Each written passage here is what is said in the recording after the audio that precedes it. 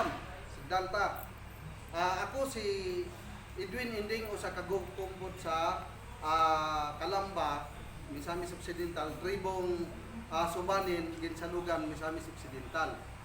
Mao kini among ginahimo nga labi na sa mga kauban akong mga gukom o mga leader sa matag munisipal, mga IPMR, labi na ni provincial IPMR, gukom mo ni Dibinya. O mao ni among ginahimo nga mga produkto nga sa matag munisipal ug sulod sa San Domingo nga mo among ginahimo nga mga pagkaon. Gikan kini nga sa among kultura sa Ginsalugang Subanin sa Misamis Occidental. O di ami gi preparar nga gidala diri pinaagi kini sa among mga kultura o kagikan sa mga buluhaton mo sa mga katigulangan nga naagi hapon.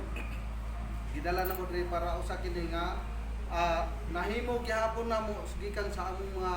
lumadlong kulturanhon nga mga kagawian nga mga produkto nga gikan sulod sa among dumin sa Misamis Occidental. Dahil among gidala nga kanay gasi, pangasi sa Bisaya. Dahil kaning pinutos, mao kani nga ang pagkaon nga giputo sa daunggig. O kaning niya mao ni linutlot sa Bisaya. Kanang gangabo, paitan, isda sa suba nga sa panahon sa wala pay kaldero sa bukid, mao gid among gibuhat nga kawayan mo among lutuan sa linutlot. O kini naman niya ang tinintos mo, ay dili po na mo mahimo ang tinintos kaning luto kung dili magagi sa magama pa o lata nga pangburan para makahimo mo yung anay nga pagkaon. So kani naman mao ni mag banggod na po ni og tinintos para kani mais nga dabong di panitan, di banggod. So mao ni gihimo na mo unsaon na mo nga makaon nga mahimong matamisan. Amo pa ning magintos mi og tubo nga gahimo mi og kamay. Ang katunga ato himuon na mong kamay dayon timplahan og apog para mapula ang maong kalamay. So mao din ay among itimpla dinhi para mutangis ang among pinintos. So ang sobra dito nga sa duga sa tubo, mao na po na gihimo na mo og sinabog nga gihimo og tuba sa bukid. So kanini gihimo po namo ning pinintos, galingon ra namo sa bato ang maong humay para mapino dayon mao dayon toy among mora gi aksuglugaw dayon puston sa maong dahon sa saging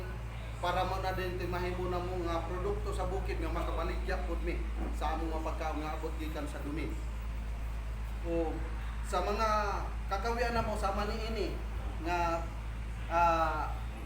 ungkok. Ang ungkok mao na gingon sa pagkakaroon nga pipino. Sa panahon nga nami sa buntod sa bukid nga sa among umahan, wala mi laing makuhang tubig kun dili kanang gihimo na mong tubig nga makaon na mo nga mao makasuporta na mong tubig sa amo ang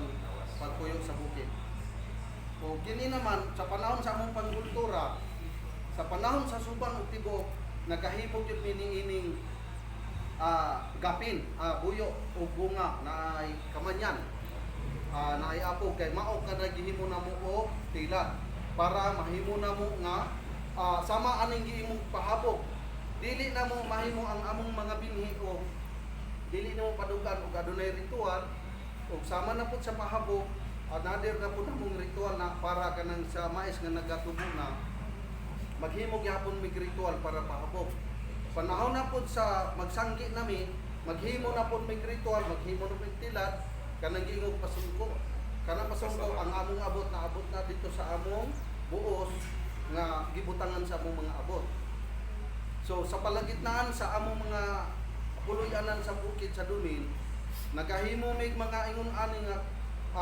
pagkaon pero adunay mga ritual nga gibuo namo sa palagitnaan sa among mga kaumahan. Kaya mao nay pagrespeto namo, gibuhat namo ang kultura nga dili mapalong ug dili mawala kay mao kanay batasan nga gibilin sa among mga katigulangan nga mao po'y napasunod pinagi sa tigmo nga adunay masunod sa mga sumusunod. nga pinaagi sa kulturan hong lumad ng mga pagdumala o kagawian pinaagi sa among mga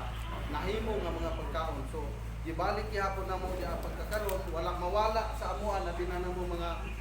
gukom o mga leader sa ginsalugan sa Misamis Occidental nga wala gid mawala na mo ang kultura sa mga paghimo og pangasi kay nganong nahimo man ang pangasi dili po nahimo ang pangasi kung wala po'y pangalapon na po sa bukid nga mga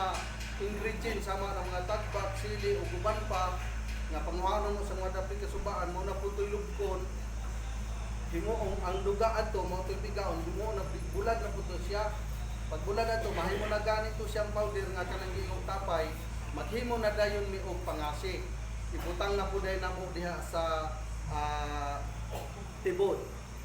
kay naamang gid namo ang tibod pero kani karon wala lang namo ni mabutang sa tibod tungod kay layo ang biyahe ibutang lagi na mo sa usa ka panudanan nga masipti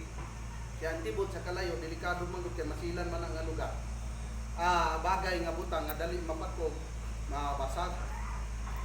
so kaning amo mao gini wala may magpawala sa among mga kultura mao nang naamigapin kaning buyo nay bunga nay apog nay kamanyan kay mao gyud nay nagauna sa panahon sa mga katiguman namo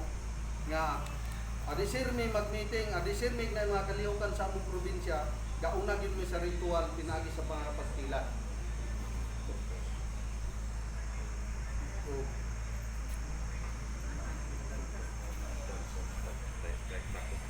kani sa matagtapok namo